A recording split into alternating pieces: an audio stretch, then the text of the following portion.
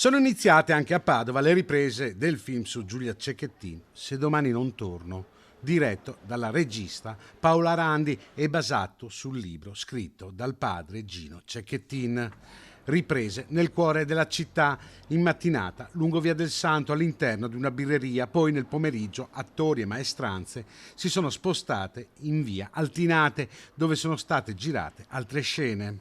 Via del Santo, a 2 passi dalla Basilica di Sant'Antonio, è una delle location dove si sta girando il film su Giulia Cecchettin. Per permettere ai mezzi della produzione di avvicinarsi ai set, ci sono state delle modifiche al traffico e agli stalli di sosta, cambiamenti che non hanno però creato disturbo ai negozianti della zona. Tutto sommato la strada è abbastanza libera, ho visto anche le macchine che comunque riescono a passare senza problemi.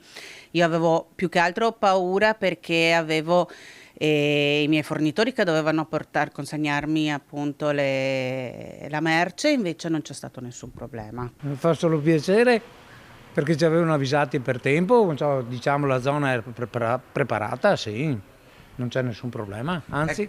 A poco più di 2 anni dall'omicidio di Giulia Cecchettin, anche a Padova è forte il ricordo per la sua giovane vita spezzata. Io sono una mamma e non vorrei mai al mondo che succedesse a nessuno una cosa del genere, perché sono cose che non neanche da trasmettere, proprio perché sono così pesanti che mi fanno venire l'angoscia a me, ecco.